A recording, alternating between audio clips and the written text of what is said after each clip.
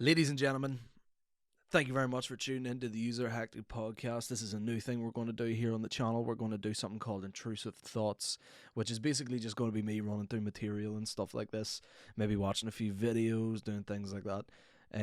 This episode, the first one's just going to be an audio one, so we can focus on just listening to it, things like that. You can listen to it in the car or whatever you want like that, you know what I mean? So yeah, basically I'm just going to, I don't know how often this is going to be. It's not going to be like part of the weekly podcast with the guests and stuff. This is just going to be me just, thinking out loud, really. So, yeah, thank you very much for listening. So what have we got? Yeah, we've got, so basically, first of all, I want to start off by plugging the 3rd of August, Thursday the 3rd of August, we've got another comedy at the Portside Inn. This time we have another belter lineup. We've got returning act. We've got Adam Byrne. We've got myself MCing. I'm MCing it. We've got James McCauley. We've got Brona Nikiad. We've got Luke McGibbon. You know him. Everyone knows Luke McGibbon. He's a fucking Obi-Wan Kenobi of Northern Irish comedy. We have the one and fucking only James McKegney. He'll be back on the podcast soon, actually. Hopefully, James, fucking get your shit together, bro. The people want you. And of course, headlining, we have the one and only Aaron Butler. That's right. He's fresh off the back of his solo show. He's doing mad shit at the minute. You've seen him on every single podcast going. He's one of the most hilarious people on this. His solo show was called Africa. It was absolutely hilarious.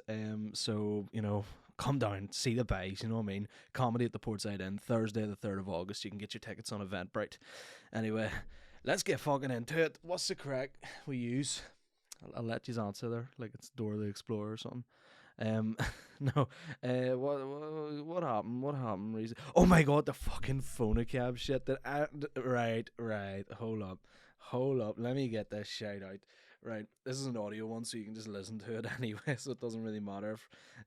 But so basically, there was this video went out of a FONA cab driver, basically holding a guy in the front seat of his car at gunpoint. I know everyone's seen the video, everyone's made the jokes, the fucking, I made this, you fucking, when you asked the taxi driver, fucking, man, are you busy tonight, lad? Oh, you're busy tonight, oh, fuck, oh, mate, can we stop at a bank machine first, fuck. But for anyone that hasn't watched the video, I'm just going to play a bit of the audio of it here. I'm not fucking taking your fucking knees out down this fucking car park, son. I'm fucking telling you now. I'm telling you now. Where is that? Where? Believe me. Is that Belfast? Because that sounded fucking like Derry a wee bit, didn't it? It was like, I'm fucking telling you now, hey. I'm fucking telling you now. What's the crack? Now I'm telling you. See what happens in this car? See if I hear anybody fucking talking about it, mate. I won't take your fucking head off. Do you fucking hear me? He slapped him in the face with a gun. Fair play to the lad in the driver's seat, like, because he's holding his composure. He's being held at gunpoint and he gets slapped in the face with it, and he hasn't fucking panicked or anything. The dude in the back seat looks like he's I don't even know how to explain it. The dude in the back seat looks like whenever your mate's getting told off at school and you're just there like, oh, I wasn't even part of it or nothing, lad, but I'm just here for it, you know what I mean? I feel kind of bad for him, because it's like, I wonder what caused it though. I don't know what, like, there was no like actual there. Let me read the comments. What are the comments? Someone said toy gun. He's going away for his tea. Right. LOL. Right. Okay. That doesn't. Let me see. What's when you ask the taxi driver, busy night the night, mate. Oh, it's a good one though. Right. Someone said I should just took the bus. Flip me. What's he owe him? Taxi rate these days. Right. Let me see. Should have just nodded. Seems shite. What's this? TripAdvisor. I ordered a taxi to take me to sign on. The next thing I know, I have a gun shoved in my face and the driver telling me I'm lucky he's not taking my knees out down at this car park. If he hears anything that happens in this car, he will take my head off. It was only when I got home that I seen it all over the news, Facebook, Twitter, Instagram, TikTok, Bebo, MSN Messenger, and MySpace. Right, I don't think that's real. I immediately called the depot to say that I was almost kneecapped by one of the drivers, only to be told you have to pay extra not to be kneecapped. That was a good one. That was the first one. Like the fucking FONA cab by they're the Ryanair of the fucking taxi world, aren't they? Like, all right, mate, do you want an extra stop? No, boy, that'll be an extra 50 quid. I remember, like, me and my mates, we got a taxi home from Belfast to Craigavon. Holy shit! It was like the guy got in the car. The guy was like, "Oh yeah, so it's gonna be. It says 60 on the app, but it's gonna be about 80." And we were like, "What the fuck?" And then whenever I like added an extra stop to it, your mom was like, "No, it's gonna be 120 now." And we were like, "What, mate?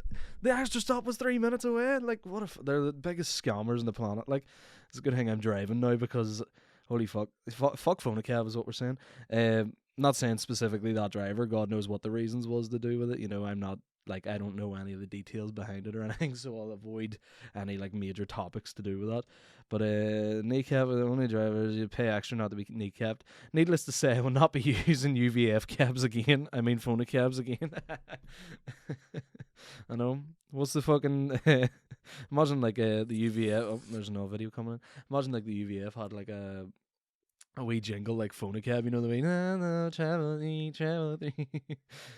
Break your knees. I don't know, shite, fuck it. Yeah, so that was a weird situation that's happened today. What the fuck? I don't like what possessed the lad? Like, do you think he didn't realize that? Did he think, oh, this is my video in this car? Like, I'm talking about the taxi driver, obviously. Like, did he like look at the video in it and was like, you know, oh, it's in my car, I'm in control of this? Or did he not think that, you know, like his boss or whoever would get his hands on that, you know, and like just, you know, think, I mean, it's always the wildest shit. If it is Belfast, it always is the wildest shit happening in taxis. Remember your woman who like fucking tried to kill herself and all over getting fingered in the back of it? Like, what's next? What's the worst thing I'd get done for doing in the back of a taxi? Fucking eating my curry chip and chicken nuggets when he told me to throw it out. No, I don't know. Like, there's so much shit that you like could be doing. I wonder what like caused it. Like, what caused this whole fucking thing to happen? You know, like the guy pulling out. Like, what do you have to do to get a gun pulled on you by a fucking taxi driver? Like, you know what? Like, was it like what he did? Like, fucking stop off to do a deal or something? The taxi driver copped on, or you know, maybe refused to pay him or something. He tried to jump out and the door was locked. You know, used to do that back in the day. Used to get the taxi driver to like drive you to like all the hoods know this one. Like, you would get the taxi driver to drop you off in the next street where, like, you know, because we live in a council estate, so there's loads of alleyways and stuff anyway. And whenever the taxi driver would like drop you off, he would go, "Oh mate, I'm just going to run in and grab the money here," and then you would just dip into the next street. It's fucked up, like, but it's what we did. You know what I mean? We were wee hoods and all back in the day and all, like, know what I mean? I wonder where it was though. Was it Derry or was it Craigavon or Portadown or was it Belfast? Or there's always some mad shit going on with it, isn't there? Like, it's weird as fuck. Like there's like, why do you think it's like a distraction thing? You know, like, do you think it's like Madeleine McCann? Like, whenever something happens in Northern Ireland, the government need like a distraction. You know, like, so Michelle O'Neill will put out a video of like a UVF man or something, or you know, something like that, where it's like, oh, like in the real world, it's like, oh yeah, so Ghislaine Maxwell's trial's not really going ahead, and they're like, oh my god, look over here, fucking Madeleine McCann, no, she's 26, but we're still looking for an 8-year-old girl. You know, like, they're a bit fucked up that way, but like, it's so stupid, man. Anyway, yeah, there's always something in the news, isn't there? They're fucking distracted from it. What was the last thing before that? Philip Schofield, he was one, wasn't it? Like, just realizing this is we're 10 minutes in and I've went on the biggest fucking tangent ever already. No, but like, Philip Schofield, that whole thing happened, didn't it? That was weird as fuck. Why, like, right? What's your take on it? Because I think, of course, you know, the whole thing was basically, I'm not completely clued up on everything. I only hear whatever you see on like TikTok or whatever you hear a comedian talking about at fucking Lavery's. That's really where I get all my, like, you know, if it's on a podcast or it's on a comedy show, that's where I get all my news from. So I'm not exactly like a reliable source, you know what I mean? So if you're listening to me, don't fucking take anything I say as gospel. I just put that as a disclaimer of everything, because I've had people being like, "You're fucking wrong, mate, you're wrong, no, you shouldn't say that, no," and I was like, bro, I'm a fucking 23-year-old comedian, you can go suck a fat dick, fuck off. I'm not exactly a fucking politician, you know what I mean? I'm no Pete Giffen, you know what I'm saying? No Pete Giffen, shout out Pete. But yeah, the whole Philip Schofield thing. So it was basically what I heard from it was that he was having an affair on his husband or fucking wife or whatever it was, with like a 15-year-old boy that he'd met, like through the TV shite. I don't know what it was. Again, I'm not exactly clued up on it. My thoughts on it. I try to look at things from a different perspective. You know, I try to look at it like from the 15-year-old guy's perspective. You know, whenever I was 15, I was very self-aware. You know, like if I say like a very attractive. Whenever I was 15, if a very attractive, 50-year-old woman came on to me, I wouldn't have like the because again, you're 15, you're a red-blooded male or what. Well, obviously in this situation, gay guys are hornier than anyone. So, like, you know what I mean? Like, I can only go by what I would experience in it, And if a 50-year-old woman came on to me, I would have been horny as fuck. I would have been so horned out by it. I'd have been sliding out my fucking seat. You know what I mean? I'd have let her wear me like a fucking oven glove, bro. You know what I mean? And like, I can only come from that perspective. I wouldn't have had like the gumption or like the sense to be like, oh, what he's doing is wrong. All I'm thinking is, fuck me, aren't I lucky? Like, I'm fucking feeling class and all this. Look at that. That's a, blah, blah, blah. I'm feeling appreciated again, because young males don't really get appreciation anymore. This is about to be a comedy podcast and I'm just going into fucking detail about, the thoughts of a fucking 15-year-old's horniness. Put me in a register. No, but like if I was 15, I'd have been feeling like that. I'd have been feeling over the moon. You don't really, you're not really thinking what he's doing is bad, he's an old man. You wouldn't be thinking that. But like if it was a woman, I'd been like, oh, like she's not doing anything wrong, because I'm just I'm worthy of this. Whereas like on her end, people will look at that and go, here, that's a fuck, it's very unethical. You know what I mean? It is technically a fucking pedophilia. You know what I mean? So technically it is 100% kneecapable. You know what I mean? If anything, Philip Schofield should have been the front seat of that fucking taxi. You know what I mean? Your man with the Scuba Steve sunglasses on, being on his forehead, being like, if I catch you in that car park again, lad, I'll fucking kneecap you. But it was just I tried to look at it from the different perspectives. On the teenager's end, he is innocent. He's not very self-aware about it. He thinks he's old enough to be in that situation. But on Big Philly Willy, you know what I mean, his side, it's a fucking 15-year, like for example, like my wee sister and all of her friends are all 17, and to me they're like 10-year-olds. They're all like they're kids. They're kids. You know what I mean? Like they're not self-aware. They're not anything. Like I can't see them anything. Even whenever I go to a nightclub now, not that I go to a lot of nightclubs anymore. I'm fucking like I feel like Philip Schofield in a nightclub. Just gay. No, but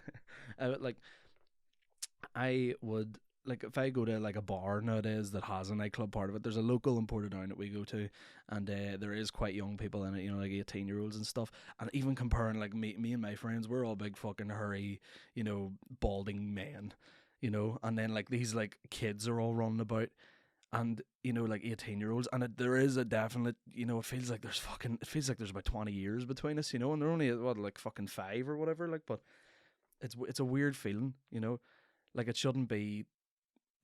It shouldn't feel that big of a difference, but it just goes to show you, like at 18, they're technically legal, not my type, thanks, but like, like they're technically quote unquote legal, barely, and like even to me they look like kids, so it's kind of like fucked up, it's really fucked up. So how can you be that age and look at a 15-year-old and think that, it's so fucked. Like, you know what, fuck them. And the worst thing about it just gives fuel for like fucking homophobes, doesn't it? Like, it just really like anyone that had any like inner sort of homophobia or anything like that, or even just the open homophobes who are just dead quiet because there's no reason for them to be homophobic, but shit like that, whenever it's something that involves like something outside of the homophobia, they're going to drag the gayness into it anyway, aren't they? They're going to be like, oh, he's like, oh, he's a fucking paedophile. If it was a wee girl, you'd have just been like, oh, he's a paedophile. It'd have probably been fucking scraped under the table anyway, but BBC fucking been like, oh, sure, he's on the payroll, he's not doing anything wrong, is he? But like, because it's like obviously a wee guy, all the homophobia has came out and everyone's been like, oh, fuck you, mate, you're a fruit and all, like, you're doing all this, it's cause he's gay, it's cause they're teaching the gay fucking kids gayness in school, they're fucking, the tornadoes are turning the frogs gay and all. You know, like everyone gets real fucking Alex Jones about it. So it's a weird, like, how do they, you know, how do they, fuck it. No, they're just really, they're sort of annoying. You know what I mean? Like it's just giving people an excuse to be homophobic. It's like anything that happens, you know, like for example, you know, like in America, whenever like the police will kill a black man, you know, if the police in the same day, if they say one cop, he went and he killed a white man, then he went and killed a black man, you know, it's like it goes straight to racism after that, you know, things like that. Like there's always an excuse. Like if there's something bad that happens and there's something political on the other side of that that has nothing to do with it. You know, the fact that he's gay had nothing to do with the fact that he's being a paedophile. You know what I mean? Like if he was a man going for an old girl, like a young girl, vice versa. If he was a old woman going for a young guy, you know, there wouldn't have been as big. Well, you know, if it was a woman going for a young guy, everyone would just be like, nice. Where are these? Where are these fuckers at? Where was the presenters at when I was 15? You know what I mean? You know, that's always the thing. You always see the comments, and like whenever a teacher like bucks a child, and it's like a woman teacher, and they're like, where were these fucking teachers at when I was in school and all? I had one teacher said that, you know, I thought she was holding me back in detention and all. I thought she wanted it, like I thought she was all over it and all, and then, you know, like she left me with a janitor for 3 weeks, you know, but like things like that. So. No, like, so I feel like if there's something like political behind, like, you know, that doesn't help the situation, you know. So I think it makes it 10 times worse because all the homophobes will come out and be like, it's cause he's a fruit, and it's like, no, you're just you're tarring everyone with the same fucking brush in that sense, and it's very, very dickish of you to like, you know, blame like gayness on that, because it is paedophilia at the end of the day. It doesn't matter who or what's doing it, it's paedophilia, and it's fucked up. It's nothing to do with being gay, it's nothing to do with being black, it's nothing to do with being Chinese, it does nothing to do with being a fucking Catholic or Protestant, you know what I mean? It's to do with the paedophilia itself. So stop fucking trying to drag in things that have nothing to do with it, you know? Yeah. You can tell I've been watching Queer Eye flat out. My girlfriend's got me into Queer Eye recently, and it is genuinely one of the best. It's probably the best like reality TV show that I've ever watched. You know, I don't really watch a lot of reality TV shows because there seem to be a lot of bollocks. Anything where the cons can't read a fucking script in it, you know, I'm like, right. I watched one season of Love Island, and I just got torn the whole way through it. Like I feel like I was just disgusted by them the entire way through it. I don't know, they piss me off the way they get on in it, you know. We'll go for a chat, and then whenever you find out that it is all scripted, you know, like you see like interviews and like I watch like a lot of podcasts and comedy podcasts and stuff, and they would get on like some Love Island contestants as like guests. So whenever you see like, you know, like the guy Wes, remember him? He makes music and all now, and it's good. It's really good music. Fair play to him. Like I seen like an interview with him, and he was on like Noel Miller's podcast, and he was like, yeah, like you wouldn't even get, you know, like obviously I'm just going by that, so it's kind of through the grapevine, so it could be 100% wrong as every disclaimer before anything I says. But like, you know, he was talking about how they would just be sitting on a bed and say like they've had an argument with a girl or something, and the producers would just like, I stop rolling the cameras for 2 seconds and run out into the middle of the villa and be like, mate, would you go over and talk to her and all? Like, you need to say something. We need TV out of this, lad. We need fucking TV. Like, you know, so like that's why I don't really like reality shows, because even though it's like they're like, oh, look at this is real people, this is real reactions, it's like a producer running about with a fucking whip, you know what I mean? Like pulling the strings, you know, he's fucking Geppetto. But pull the strings like Tom Moretto. It's a Mac Miller lyric. Shout out Mac. R.I.P. Bagman. But yeah, no, I've got into Queer Eye because it feels like these are just like normal people in it, you know. And then obviously like these, like the Fab Five are called, they come in and they're like, you know what, we're going to do up your hair, your makeup, we're going to give you a new house, we're going to, you know, give you a bit of therapy, we're going to blah blah blah, we're going to teach you how to cook better meals, we're going to give you new outfits, you know. And it's like, and the people on the other end are just like fucking boring, you know, NPCs usually. It's just people that you wouldn't even think about on your daily basis. And then, you know, they just fucking give them this big glow up, and, you know, it makes you like appreciate the fact that, you know, just normal people, all they need is that wee bit of a boost, you know. It's a bit corny, but like I don't know, I just enjoy it, you know. It's something. It makes you feel good afterwards, you know what I mean? Shout out to Fab Five, lad, you know what I mean? Big Karamo, he's the guy. There was an episode where, this, not to get deep, but in the new season there's this episode like where they deal with like a frat house, and they're like, you know, like a frat house in America, you know, they're like fucking uni students and they all like live together and stuff, you know. But he like he took them out to the beach while their house was all getting done up, and he was like, you know, oh, what do you think it means to be a man? It was so like, you know, he like ropes them in with a few jokes and all, and he's like, you know, they're all having good crack around the fire and all that. Here we go, we're all mates and all, like, aren't we? We're all wee mates. And then he's like, you know, and then out of nowhere he'll just go, so what do you think it means to be a man? Like, and all the people are like, you know, it's just, you know, you gotta support your family, like you gotta buy them a house, you gotta, you know, look after your wife, your kids, blah blah blah. And he's like, I know what you mean, and all, I know what you mean, but what about yourself? And like, fuck, mate, the fucking lighting goes down, like it's wild, like I don't know, it's just so dramatic again. And like within like 30 seconds he had these like 5 or 6 lads in tears, because they were just like, oh fuck, I never thought about that, you know. And it opens up your eyes a wee bit, you know, for like men's mental health. Obviously men don't talk enough about it, but you know, who cares, fuck it. Shout out Big Karamo, you know what I mean. Yeah, all the things my girlfriend has got me into is country music recently. I'm a changed man, so I am. A year ago you couldn't have got me to watch Queer Eye, you know, couldn't have got me near country music. Now I'm all over it, you know what I mean? Especially she made me go to a Kip Moore concert. Kip Moore, he's an American country singer. If you know who he is, fucking fair play. But he's basically, if you don't know who he is, he's basically like, he's like the 21 Savage of fucking country music. Like, he's like drill music to these people. Like, they're at his concert. I was there at Botanic Gardens, and there was like, you know, I don't know how many fucking people, there was thousands there, and I look back and it was just like, you know, thousands of people singing these songs that I'd never heard in my entire life. Obviously Abby and stuff was showing me them as, you know, opening my eyes. There's one of them called The Bull. Class tune. It's one that the Smicks would listen to, you know what I mean? It's a wee bit like, it's not ravey, but it feels a bit like a Jerry Cinnamon song or something, you know. That's the only way I can really describe it. But it's unreal. Like it a lot of it is quite corny. I can't find like myself to listen to like the slower songs. The country songs just fucking piss me off. You know, it's like listening to like heroin. I don't know why. I don't know how to explain that. It just feels like listening to heroin. Like, it, not in a good sense, you know, like the euphoric feeling. I mean, it just feels like listening to like, it feels like someone's like took a dog tranquilizer or something, you know, or fucking gorilla tranquilizer.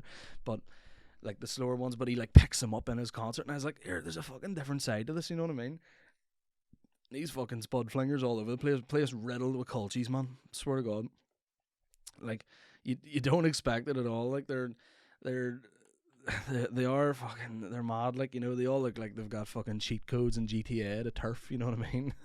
Like, it's class, but they're weird people. Like, but like, you don't expect so many culchies to be in Belfast. I don't know, obviously they were travelling in from different places. It was like, oh no, hi, I'm from up north, you know, I'm from Ballymena, you know, I came down to watch it. And like, my only Ballymena accent is Paddy McGackie. Shout out Paddy. But he's he's the main source of like Ballymena accent for me, because he just, well sir, how are you? How you going? You know, and it's beautiful. You could go to sleep listening to it. You know what? Audible, get Paddy McGackie to read like fucking Of Mice and Men on Audible, and we'll all sleep every night in our bed. You know what I mean? Shout out Paddy. He runs the Braid Comedy Club in Ballymena, and it's fucking doing class. I think he was telling me the other day there was like 350 people at it, and I was like, what? Most I've done is like 250. Like, it's fucking crazy for playing him. Shout out that man. Put me on, Paddy, put me on. No, I mean, I don't want to talk about comedy in this, but that's what we do, you know. It's wild shit, yeah. But no, I had like a drink with my girlfriend's dad the other day, and we've sort of come to, you know, but like the day before the Culchi concert, and he was like trying to like warm me up more to it, because by the end of the night we were fucking blocked, and we were like, you know, with the iPod out in the speaker just listening to these culty songs, and he was like getting me listening to all like the country singers. I couldn't tell you one's name, couldn't tell you a single one. And I was like, oh, I know fucking what's it, Luke Combs or whatever his name is, you know, like that one. He's a singer, isn't he? And then he was like trying to get me into it, and he sort of like we had this big long conversation. We've come to terms where I think that I have ADD. Was it attention deficit disorder or something? I think we've come to the terms where I am absolutely riddled in this, because when you're in school, you think, you don't think you've ADD. They only like diagnose you with it whenever you get like too bad with it when you were a kid. But it's only like sort of after school and stuff with there. What is the symptoms of ADD? Let's fucking look her up. Let's look her up, lad. You know what I mean? Here we go. What is it? What is attention deficit disorder? I was right. Attention deficit is a term used for people who have excessive difficulties with concentration without the presence of other ADHD symptoms such as excessive impulsiveness or hyperactivity. What is ADD-like behaviour? In adults, trouble focusing on schoolwork. That's not an adult. Well, to be fair, I'm a comedian. Trying to write material is a big thing for me. I can't sit down to like a fucking book and just be like, write some fucking material. Like, you need to write material. I can't, because 3 seconds into it, I'm like, oh, here, let's fucking, we could start this joke off by saying this. And then the next 3 seconds, I'm like, oh, the fucking top 4 boxing knockouts of 2026. I can't pay attention to it at all. Habitually forgetting appointments. Shocker, that's me. My fucking calendar's riddled with stuff. My phone has a notification on it for every 15 minutes because it needs to remind me of stuff. I have like things now in my calendar that I'm like, remind me in 2 days, remind me in a week, remind me in a month, so bad. And struggling, easily losing track of time. I'll tell you, I'm the fucking worst in the world for that. I'm late to everything. I try my best. I'm very like OCD about punctuality, but for some reason I can't keep it together whatsoever. I'm struggling with executive functions. That's the thing. I used to work in an office, and I would really struggle. And a lot of people feel these same ways, you know what I mean? I used to work in an office, and I would feel like every time there would be a meeting or anything, or someone would be talking to me, or I would be on the phone to like a client or whatever, I would zone out within like 3 seconds because I had no interest in it, and then my brain wouldn't let me listen. Like, I would be like, oh fuck, I'm not listening to them, and then I'd be like, I'm still not listening. Why am I not listening? Like, my brain wouldn't let me listen to them. It's the same thing whenever I'm trying to write material. I'm like, right, you need to sit there and do this, and then I'm like, fuck, why won't my brain let me do this? And like, I don't know, it's weird shit, man, swear to God.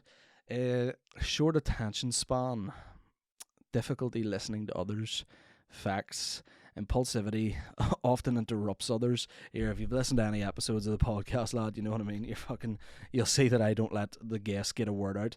Swear to God, it pisses me off watching them back whenever I'm editing and stuff, because I'm like, why am I so rude to the guests? I've had like William Thompson on, and I'm like, let me talk over you, lad. Let me talk. I'm not exactly selling the podcast here. It is. Listen to the User Hectic podcast, lads. He's enjoying. Hyperactivity, seems to be in constant motion, runs or climbs at times with no apparent goal except motion. Can't really relate to that one. I'm a lazy bastard. I like to actually, I don't know. I think it's because I am quite busy anyway. Whether I'm doing the podcast, I'm doing stand-up comedy. I'm gigging quite regularly. Things like that. I travel a lot all over the place, so I don't really feel like I need to be in constant motion. Is ADD a form of autism? Here we go. We're talking about the Northern Irish comedy now. Fucking riddled with autism we are. Fuck's sake. See, if you talk to any Northern Irish comedian, watch, right? I swear to God, if you're talking to any Northern Irish comedian at all, watch how they don't make eye contact with you, right? I'm convinced even the funniest ones, see if you get talking to fucking Colin Gaddis, Mickey Bartlett, Shane Todd or anything, watch how not one of them will make eye contact with you whenever you're talking to them. I swear to God. Like, it's so funny. Like, even the lower ones, like ourselves, like me, Pete, Kieran, Adam Byrne or anything. We went on a night out a few weeks ago, me, Adam Byrne, Pete Giffen and Kieran Franco, and James McCauley was there. Shout out James. And Adam Byrne must have said to one fella in a conversation, like we were in Lurgan, so people in Lurgan are generally nice, you know, no matter what.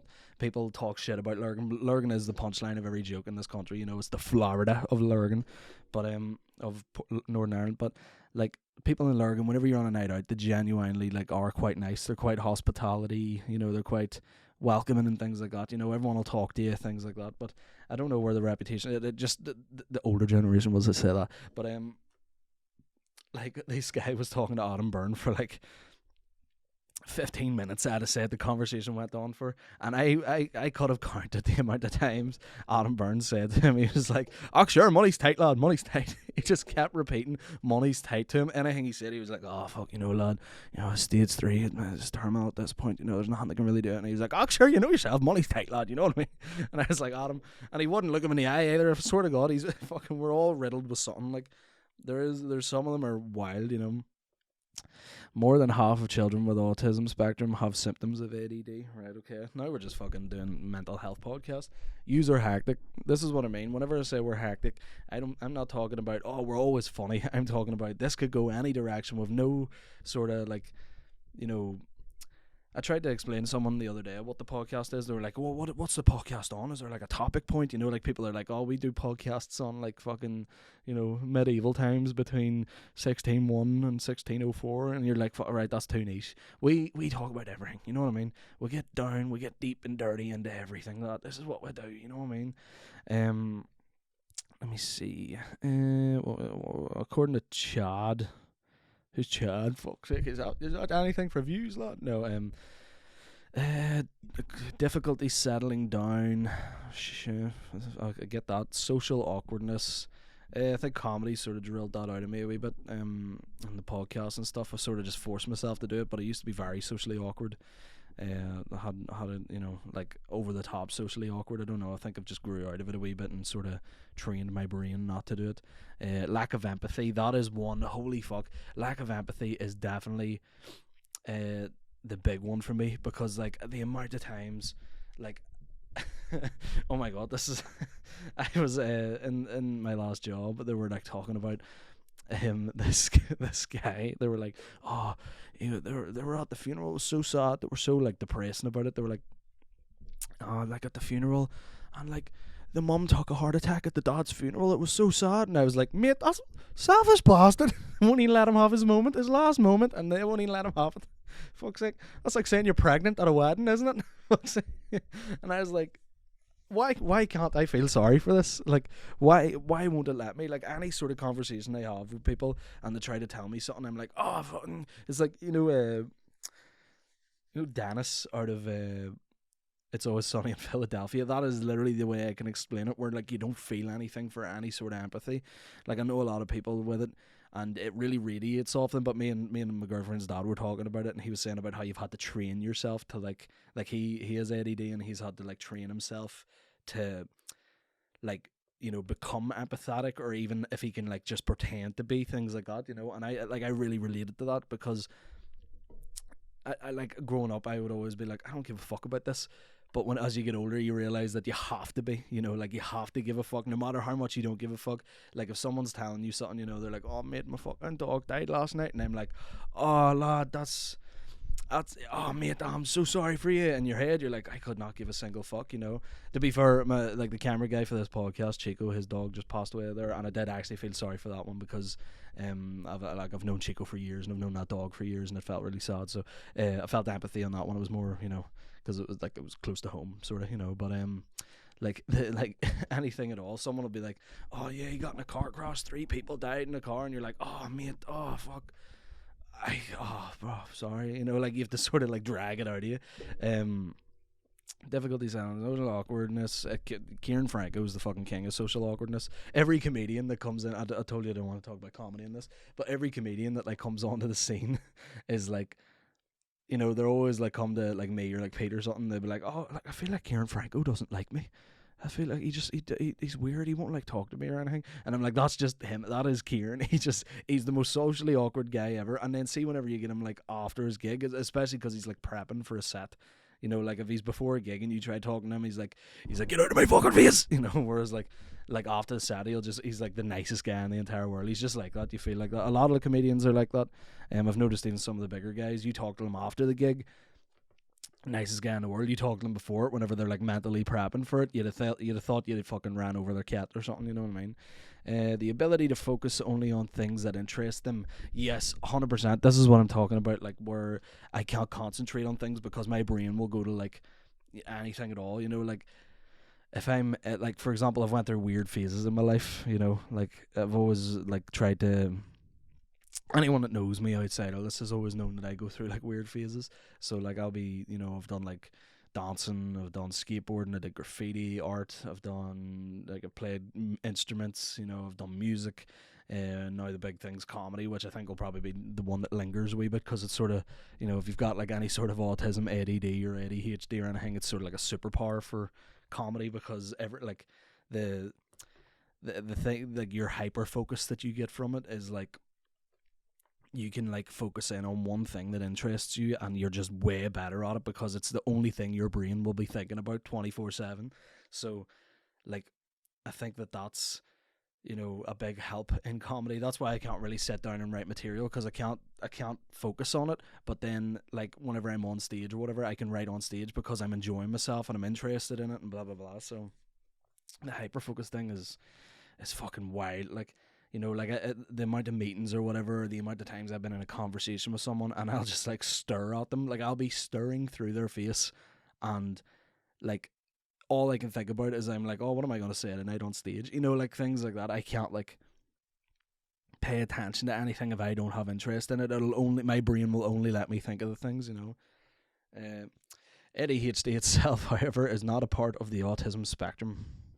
Shout out all the autism guys, you know, a lot of friends that are autistic. You get into comedy, you meet a lot of autistic people, and what's great about them, and I know some people do like stand-up bits about it, guys with autism are the best people to talk to or the best people to have as friends because they cannot lie.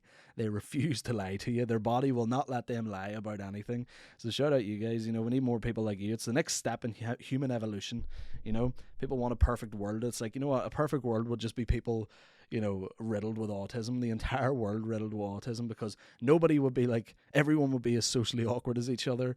Nobody would be able to lie to anyone, you know. Imagine politicians if they were autistic, you know, and then everyone would just be good at what they do. So, you know, it genuinely, you know, they try to treat it like the world tries to treat like autism and, you know, like any sort of like mental quote unquote disability, you know, like ADHD, ADD, things like that, you know. Even ODD, I always thought I had that as a child. ODD, oppositional defense disorder. Like I refuse to be told what to do, but everyone's fucking like that, you know. A lot of people are, you know, have like dealt with it in their lives and they can just deal with having a boss. I can't. That's why I've been like jobless for like a month and a half. I've just been enjoying not having a boss for 2 months. But yeah, so I think it is the next step in human evolution. So yeah, I think we'll wrap it up at that because I just realised I've went like 40 minutes here without saying a single funny thing. So thank you all very much for listening to this. Hopefully the next one will have a video version to it, and we will, you know, just keep these coming. These won't really be as consistent as the weekly podcast. So as I said, so, you know, shout out that. But again, comedy at the Portside Inn, 4th of August. It's a Thursday. As I say, you know, you got Aaron Butler headlining and I'm MCing. Just come on down, you know what I mean? Grab your tickets on Eventbrite. You'll fucking love it. The last ones have been class. We had Dave Elliott headline the last one, absolute belter. We had Sean Haggerty headline the one before that, and he was absolutely class as well. So shout out those guys, you know, come on down, get your tickets. We'll see what the crack is. Fucking, I've been Justin Freeburn. Thank you very much. Take her easy, lads. We're out.